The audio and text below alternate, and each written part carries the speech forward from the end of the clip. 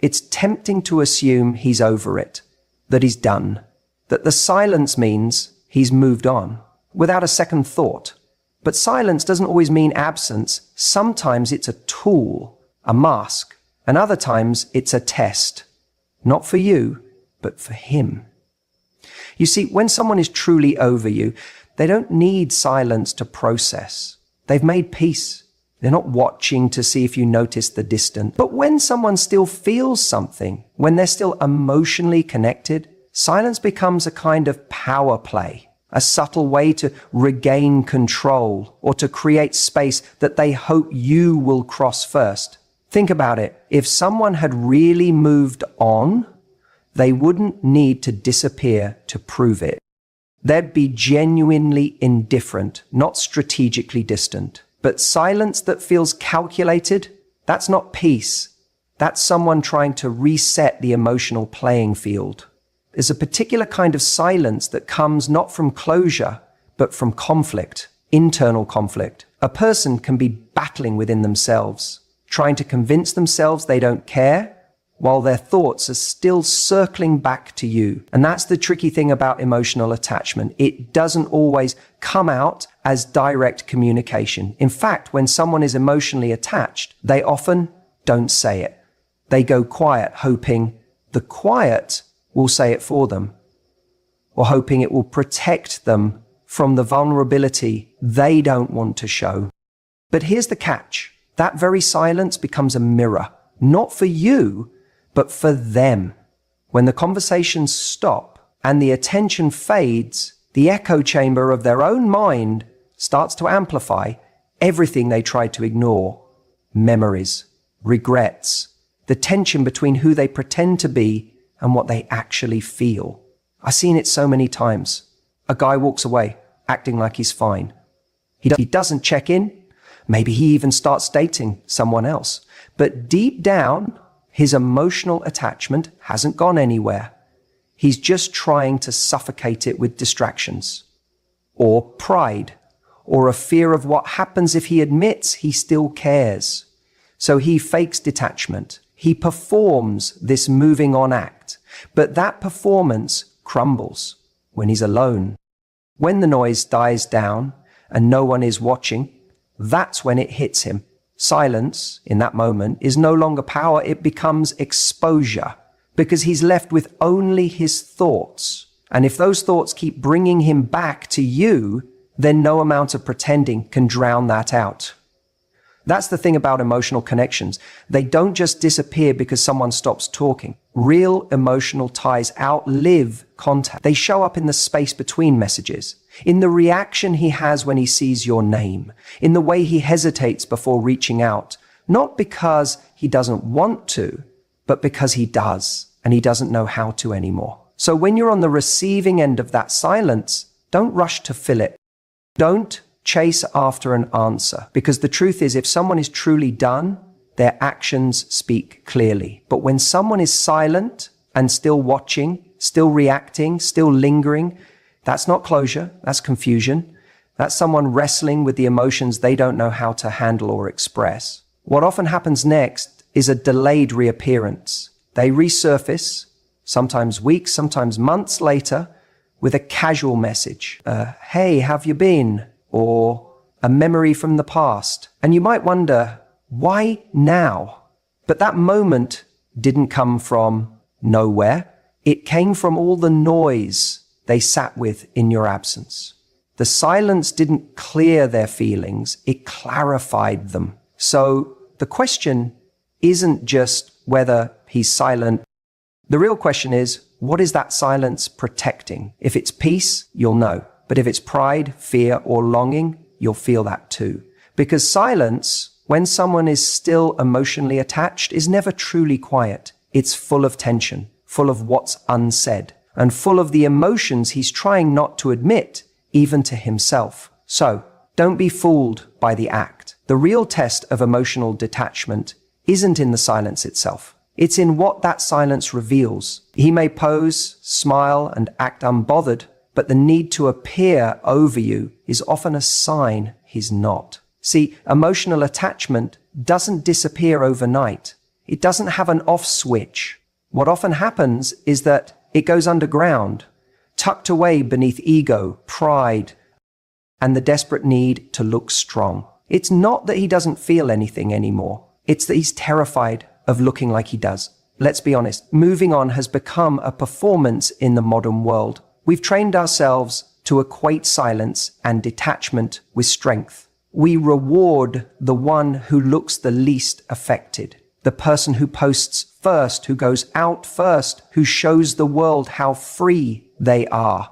They're seen as the winner. But here's the truth. When someone rushes to prove they're over you, they're often just trying to convince themselves. Hence, someone truly lets go. They don't need to showcase their independence. They live it quietly. They feel peace. They feel clarity. But when he's still emotionally attached, that silence isn't peace, it's pressure. It's a tug of war between the image he wants to present and the feelings he's trying to suppress. And in that war, ego usually becomes his shield. He might be silent, but it's not because he doesn't care. It's because speaking, admitting he's still affected, makes him vulnerable. And vulnerability for many men feels like weakness. So instead, he chooses the path that protects his pride. That means no contact. That means acting as if nothing ever touched him deeply. But that doesn't mean he's healed. It means he's hiding. In fact, the more effort someone puts into seeming unbothered, the more likely it is that they are bothered. You don't run from something that doesn't matter to you. You don't try to prove anything about something that's truly over in your heart. And that's the trap of emotional performance. It looks like freedom, but it's often just resistance. Here's where it gets interesting.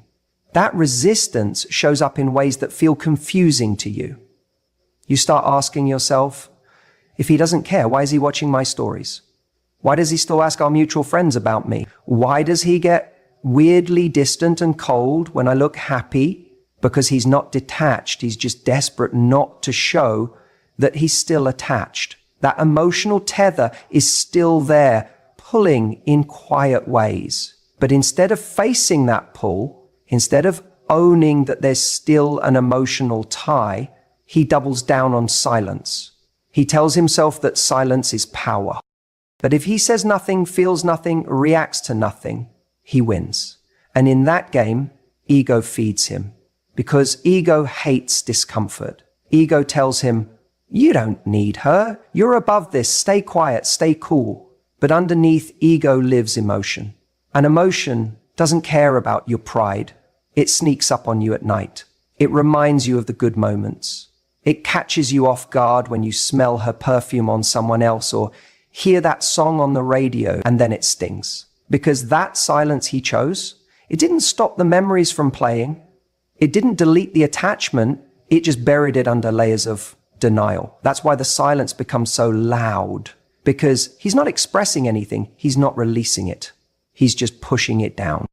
And eventually what we suppress always resurfaces. It shows up in short temper, in emotional unavailability, in rebound connections that don't feel right. It shows up when he realizes he's with someone new, but still comparing her to you. That's not peace.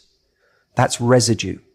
And here's the thing you need to hear. His silence is not a reflection of your worth. It's not confirmation that he didn't care. It's not proof that it meant nothing to him. It's just the way he's managing his discomfort, his fear of vulnerability, his internal war between pride and emotion. And if you keep interpreting his silence as detachment, you'll miss the truth. The truth is, he's faking it, not to hurt you, not to play games, because he doesn't know how to be both affected and honest at the same time. And you're in the middle of that silence, wondering if it ever mattered. You're reading into the absence of words as if that's the final story. But it's not. It's just the part he doesn't have the courage to write out loud. Sometimes silence isn't peace. It's fear in disguise. The real breakup doesn't always happen the moment someone says it's over. We often assume that the end of a relationship is marked by the last conversation, the final argument, or the moment one person walks away. But the truth is, for a lot of people, especially men, the emotional severing doesn't happen at the goodbye. It begins when the attention stops. That's when reality really starts to settle in. See, in the immediate aftermath of a breakup, especially one where he's the one who left, there's this illusion of freedom. He might feel a sense of relief, like he's finally free from the pressure or the emotional intensity of the relationship. He may even convince himself that this was the right decision. So he goes out, maybe posts some pictures, hangs out with friends, but that's the surface. That's the noise. And that noise is comforting because it fills the silence. It keeps the mind from drifting to the uncomfortable space of reflection. In those first few days or even weeks, it's easy to distract yourself. It's easy to scroll, swipe, party, or work endlessly. But the moment your attention stops, the moment you go quiet, stop reacting, stop checking in, stop being emotionally available in even the smallest ways, that's when something shifts. Because up until that point, part of him still feels connected. Even if you haven't spoken directly, your energy might still be in his world. Maybe he's watching your stories, waiting for a post that suggests you're missing him. Maybe he checks to see if you've seen his. Maybe he's silently hoping for that one message, even if he never admits it. That invisible string is still there, still tying him to you, because your attention, even in small doses, tells him, I still see you, I still care. But when that goes away, when the line goes dead, and there's no more signal, that's when the emotional truth hits. That's when the fantasy starts to fade, and he's left with nothing but the silence and whatever's still unresolved in him. And that's the hardest part. Because now there's no one reflecting him back to himself, no one validating his choices, no one reacting to his moves. There's no audience for the version of him he's trying to portray. And suddenly, those pictures he posts don't hit the same. The nights out feel emptier. The distractions lose their power. You see, emotional attachment doesn't need presence, it needs impact. And when your absence begins to speak louder than any words you ever said, that's when he realizes you're no longer orbiting his world. You're not just gone physically, you're gone emotionally. You've stopped feeding the illusion that he still has some kind of grip on you. And let's be honest, that's when the regret creeps in. That's when he starts wondering what he really lost. Because it's easy to feel in control when someone still gives you even a little piece of their heart. But when they take it all back, that's when you feel the emptiness. He may not text you, he may not call, he might not even admit it to himself fully. But deep down, he's going to feel that shift. And that shift is powerful. It tells him that the door isn't just closed, it's locked. And you're not standing behind it anymore. It's in the silence that he's forced to confront what he's actually feeling. And sometimes what he finds is confusion. Sometimes it's sadness. Sometimes it's fear. Fear that he made the wrong choice. Fear that you're actually gone, that someone else might see your worth more clearly than he did. That's why I always say, don't rush to fill the silence. Don't chase closure. Don't try to prove your value, because when you pull back fully, cleanly, without bitterness, but with strength, you let the silence do what your words never could. You show that you're not waiting, you're not holding space for someone who's undecided, you're moving. And your movement, your actual evolution away from the relationship is what starts the real breakup in his heart. It's in that moment that the comfort of knowing you're still there begins to slip away. And sometimes that's when he'll come back around. But by then, you'll have changed. You won't be in the same emotional place. You'll have rebuilt parts of yourself that no longer fit with who he was in your life. That's why the most powerful thing you can do after someone walks away is to let the silence speak. Because in that silence, he won't just hear the echo of your absence. He'll feel the weight of what he let go. And that's when he realizes the real breakup didn't happen when he said goodbye.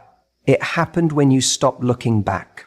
When you cut off contact with someone, when you stop calling, stop texting, stop checking in, you create silence. And for a lot of people, silence feels like the end, like it's done, finished, that's it. But what they don't understand is that silence isn't just emptiness. Silence echoes, and that echo over time can be deafening.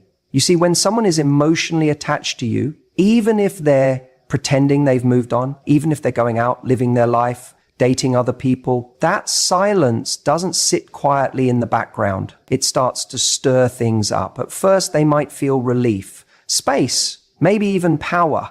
But slowly, silence starts to do its work, because without the constant reassurance of your presence, your messages, your voice, your little check-ins, they're left alone with their thoughts. And that's when it gets real. When you stop giving someone your energy, you force them to confront the reality of losing you.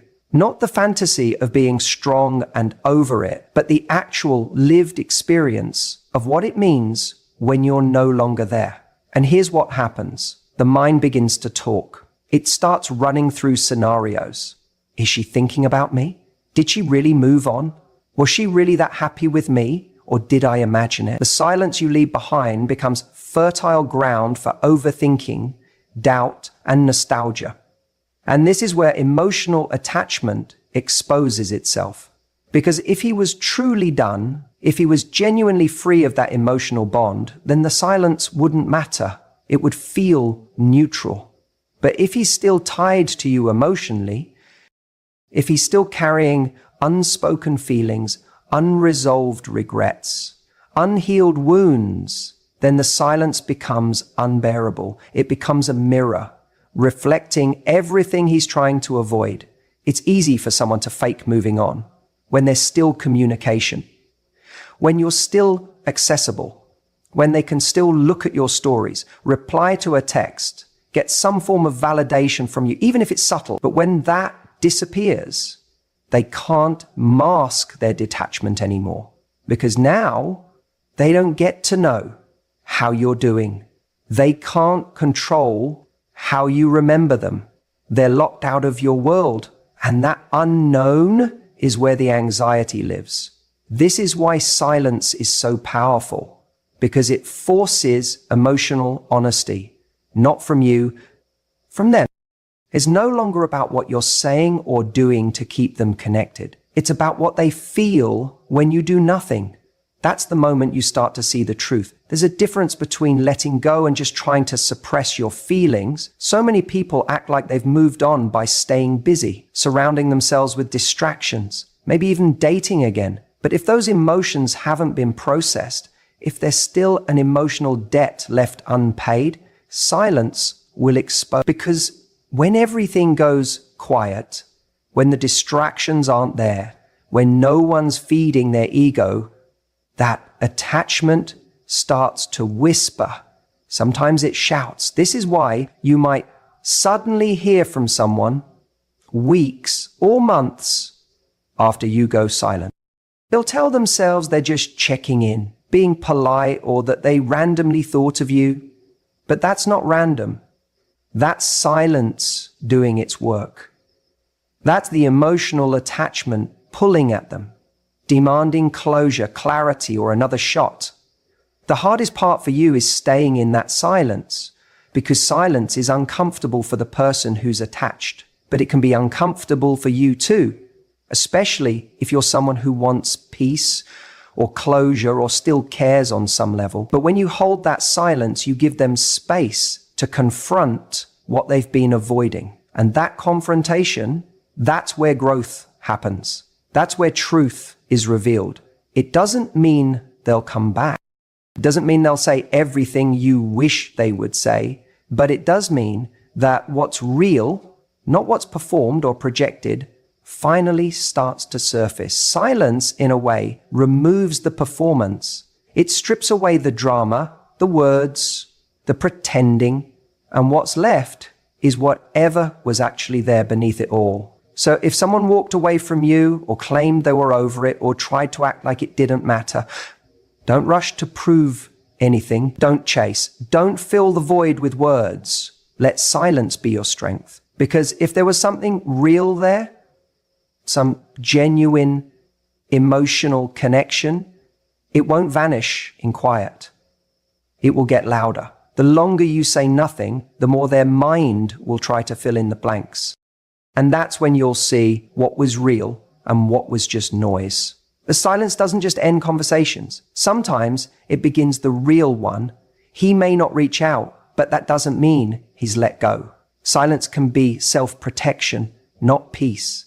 And this is where a lot of people get confused, especially when they're trying to make sense of someone else's silence after a breakup. They assume if he hasn't called, if he hasn't messaged, if he hasn't tried to get me back, then clearly he doesn't care anymore. Clearly he's moved on. But that's not how it works.